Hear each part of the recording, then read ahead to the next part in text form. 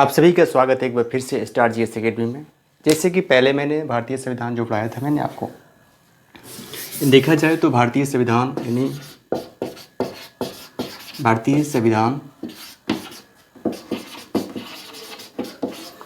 संविधान में मैंने आपको पढ़ा दिया। पहला क्लास हो चुका है। पहले क्लास में मैंने बताया था विधायिका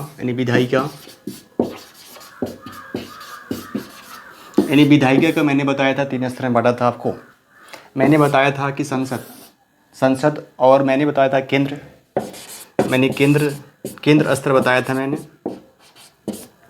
केंद्र स्तर देखा जाए, केंद्र स्तर में बताया था मैंने संसद का मैंने जो चर्चा किया था अनुच्छेद 79, 69, 79 और 80 और 81, ये 3 को अनुच्छेद के बारे में आपको बता दिए थे। लोकसभा राज्यसभा के बारे में बता दिए थे। उसी का यानी संसद का ही भाग है। जैसे मैंने बताया था एक राष्ट्रपति अनुच्छेद देखा जाए तो 52 में है। इसी राष्ट्रपति के बारे में आज चर्चा होगा आपके क्लास में। राष्ट्रपति अनुच्छेद 52, इसका अगर देखा जाए राष्ट्रपति को कहा जाता है कि राष्ट्रपति को कहा जाता है। इसी राष्ट्रपति के बारे में क्षमादान अब जो अनुच्छेद 72 में दिया गया है, इसके बारे में हम बताएंगे। क्षमादान क्या है, उससे महाभियोग 61 अनुच्छेद 61 के बारे में बताएंगे। उसका कार्यकाल बताएंगे। आज सभी आप क्लास में लास्ट तक बने रहिए। अगर इसके पहले जो क्लास आप विधायिका यानी संसद के क्लास नहीं देखे हैं, संसद में मैंने बता दिया था राज्यसभा और एक बता दिया था मैंने लोकसभा। अगर ये क्लास अभी तक आप ज्वाइन नहीं किया, देखे नहीं हैं, तो आई बटन में चल रहा हो क्लास, आप वहाँ से देख सकते हैं। चलिए हम शुरू करते हैं। अनुच्छेद 52 के बारे में हम बात कर लेते हैं।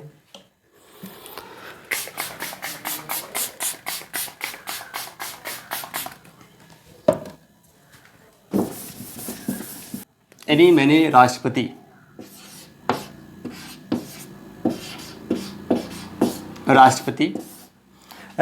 देखा जाए यानी भाग 5 में राष्ट्रपति देखा जाए भारतीय संविधान में तो ये अमेरिका से लिया गया है। ये पद का जो बात किया जाए सबसे पहले अमेरिका से राष्ट्रपति का जो पद है, जैसे ने आपको मैंने बताया कि राष्ट्रपति भाग 5 में है और स्रोत अमेरिका से। अनुच्छेद देखा जाए राष्ट्रपति 52 से लेकर 151 तक मैंने बता दिया था। अनुच्छेद मैंने 52 का जब बात कर रहे हैं, क्या है कि राष्ट्रपति के बारे में जो दिया गया अनुच्छेद 52 में दिया गया है, 52 से लेकर 151 तक जो अनुच्छेद दिया गया है उसमें राष्ट्रपति के चर्चा किए गए हैं। उसके महाभियोग के बारे में देखा जाए या उसके क्षमादान के बारे में देखा जाए या राष्ट्रपति का मुख्य कार्य के बारे में देखा जाए, तो इसी अनुच्छेद 52 से लेकर 151 तक हमेशा परीक्षा में पूछा जाता है कि राष्ट्रपति किस भाग में है। तो 5 भाग में सबसे बड़ा भाग पूछा जाता है, तो 5 भाग है। पाँचवा नंबर जो भाग है सबसे बड़ा भाग है, क्योंकि पूरे संविधान में देखा जाए तो 22 भाग में बांटा गया है।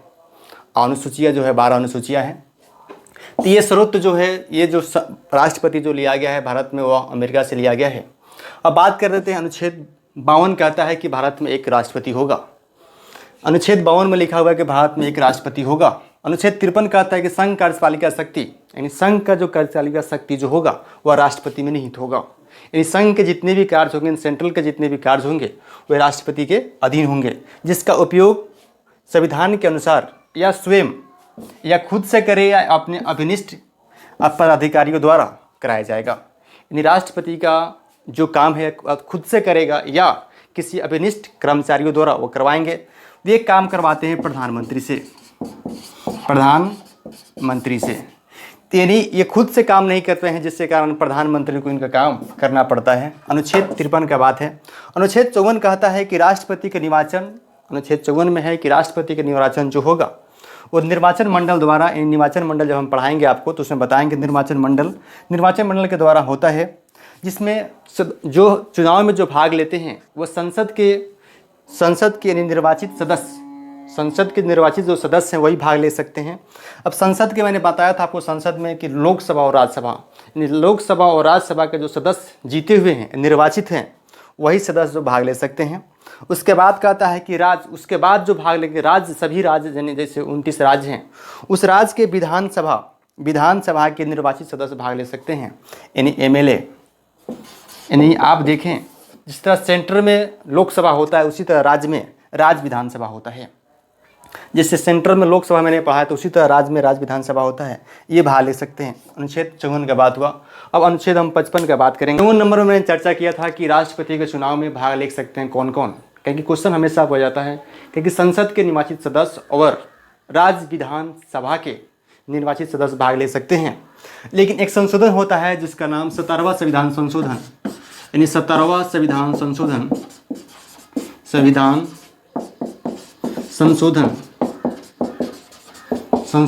1992 में, यानी 17वां संविधान संशोधन 1992 में संशोधन किया जाता है कि राष्ट्रपति के चुनाव में यानी हमारा जो केंद्र शासित प्रदेश है दिल्ली और पांडिचेरी भाग ले सकता है। ये क्वेश्चन बार बार पूछा जाता है कि किस संविधान संशोधन में दिल्ली और पांडिचेरी को राष्ट्रपति चुनाव में भाग लेने का अधिकार दिया गया है। 17वां संविधान संशोधन बहुत इंपॉर्टेंट क्वेश्चन है, बार बार कमेंट में पूछा जाता है, इसको ध्यान रखें। अब बात होता है 55 अनुच्छेद। अनुच्छेद 55 में कहता है कि राष्ट्रपति का चुनाव जो होगा अनुपातिक प्रतिनिधित्व प्रणाली एकल संक्रमणीय मत के गुप्त मतदान होगा, यानी जो चुनाव उनका जो होगा वो गुप्त मतदान कराया जाएगा, कोई नहीं बताएगा हम किसको वोट दे रहे हैं नहीं दे रहे, उसी के नाम। बात होता है अनुच्छेद 56 का कि 55 में तो राष्ट्रपति के चुनाव के बारे में दिया गया है, लेकिन अनुच्छेद 56 के बारे में बात करते हैं कि राष्ट्रपति का कार्यकाल का होता है अनुच्छेद 56 कि राष्ट्रपति का कार्यकाल 5 साल का होगा, अनुच्छेद 56 में लिखा गया है। अब बात करते हैं अनुच्छेद 57 का। एक बार अगर कोई राष्ट्रपति बन गया तो चाहे तो कि जितना बार चाहे पुनः वो राष्ट्रपति बन सकता है। मान लीजिए एक बार जो बन गया दोबारा भी बन सकता है राष्ट्रपति। जैसे आपको देखा जाए तो राष्ट्रपति आपको ये राजेंद्र प्रसाद जो थे वह राष्ट्रपति बन चुके हैं, 2 बार राष्ट्रपति मैंने एक बार नहीं बने। उसी अनुच्छेद 57 में लिखा एक बार निर्वाचित होने के बाद वो पुनः निर्वाचित हो सकते हैं। अब अनुच्छेद हम 58 का बात करते हैं। अनुच्छेद 58 में एक योग्यता होना चाहिए, आप राष्ट्रपति बनने जा रहे हैं, आपके लिए क्या योग्यता होना चाहिए। देखिए सबसे बड़ी चीज़ उनको योग्यता ये होना चाहिए कि वो भारत के नागरिक हों, यानी जिस आप देश में रह रहे हैं, इंडिया में रह रहे हैं, उनका नागरिक हो, जैसे हम हो आप हैं। उसके बाद उनका उम्र जो होना चाहिए वो 35 वर्ष हो जाना चाहिए, वही व्यक्ति राष्ट्रपति बन सकता है जिसका एज जो है 35 वर्ष हो जाना चाहिए। और लोकसभा में निर्वाचित होने का योग्यता रखता हो, यानी अगर वे लड़ा दिया जाए तो लोकसभा में वो जीत सके तो उसको क्या कर सकते हैं हम राष्ट्रपति बना सकते हैं। राष्ट्रपति के उम्मीदवार के लिए 50 प्रस्तावक और 50 अनुमोदक जरूरी हैं। उसके बाद एक राष्ट्रपति के लिए कंडीशन है कि आपको जब राष्ट्रपति को जब पर्चा भरते हैं तो आपको जमानत राशि के रूप में 15,000 रुपया दिया जाता है, यानी लिया जाता है। जब आप फॉर्म भरते हैं राष्ट्रपति के लिए तो आपको 15,000 रुपया जमानत राशि के रूप में आपसे लिया जाता है। और जमानत राशि एक कंडीशन है कि अगर पूरे टोटल मतदान का 1/6 से अगर कम आपको मतदान आता है तो आपका जमानत राशि जो है वो जब्त कर लिया जाता है। अगर उससे अधिक आता है, अगर हार भी गए 1/6 से अगर अधिक आपको आता है तो आपको क्या होगा, आपको पैसा जो है 15,000 रुपया रिटर्न कर दिया जाता है। लेकिन इससे अगर कम आता है तो पैसा आपका रिटर्न नहीं होगा। अब हम बात कर लेते हैं 59 नंबर। अनुच्छेद 59 में कहा जाता है, अगर आप चैनल पर नए हैं तो लाइक जरूर करें और सब्सक्राइब अगर अभी तक आपने नहीं किया है तो सब्सक्राइब कर लीजिए, क्योंकि इस चैनल से निश्चित ही लाभ मिलेगा। अब बात होता है अनुच्छेद 59 का। अनुच्छेद 59 में बताया गया है कि राष्ट्रपति का भत्ता जो होगा यानी वेतन जो होगा किसी रूप से कटौती नहीं किया जाएगा, यानी राष्ट्रपति का देखा जाए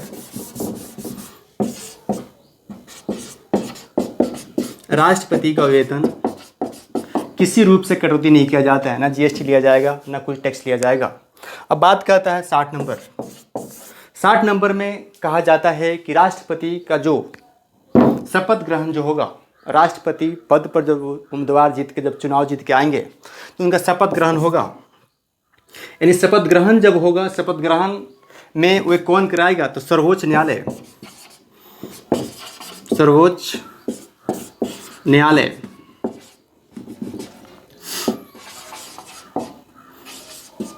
न्यायालय के मुख्य न्यायाधीश, यानी मुख्य न्यायाधीश, यानी कहता है कि सब जब राष्ट्रपति के चुनाव जब राष्ट्रपति जीत के आएंगे तो 60 नंबर का आता है कि सर्वोच्च न्यायालय के मुख्य न्यायाधीश राष्ट्रपति के शपथ ग्रहण कराएंगे, यानी आपको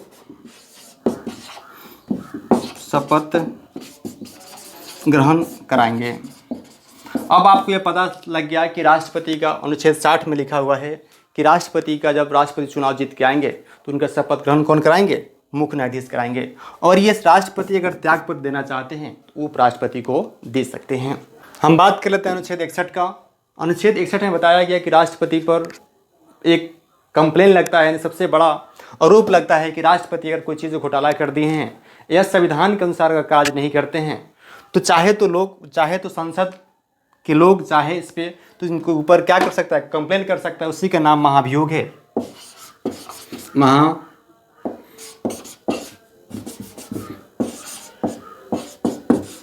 महाभियोग यानी राष्ट्रपति पे सबसे बड़ा जो कंप्लेन होता है महाभियोग अनुच्छेद 61 में है। इसके बाद जो क्लास आएगा हम उसमें बताएंगे महाशक्ति, यानी आपको बताएंगे 356 के बारे में आपको चर्चा करेंगे। 356 जिसमें राष्ट्रपति शासन लगता है और 360 जिसमें ये राष्ट्रपति शासन, ये वित्तीय आपात। अभी तक ये दोनों लग चुका है। सबसे अधिक 56 का उपयोग किया गया है। 52 का उपयोग 2 बार ही हुआ है विदेश में हमारे। इस सब के बारे में चर्चा नेक्स्ट क्लास में होगा। अगर आप अभी तक क्लास ज्वाइन नहीं किए हैं तो स्टार्ट जीएस एकेडमी ज्वाइन कर लीजिए और दोस्तों के पास शेयर कीजिए और कमेंट कीजिए। कोई भी प्रॉब्लम हम सॉल्व करेंगे। चलिए बाय बाय, टेक केयर।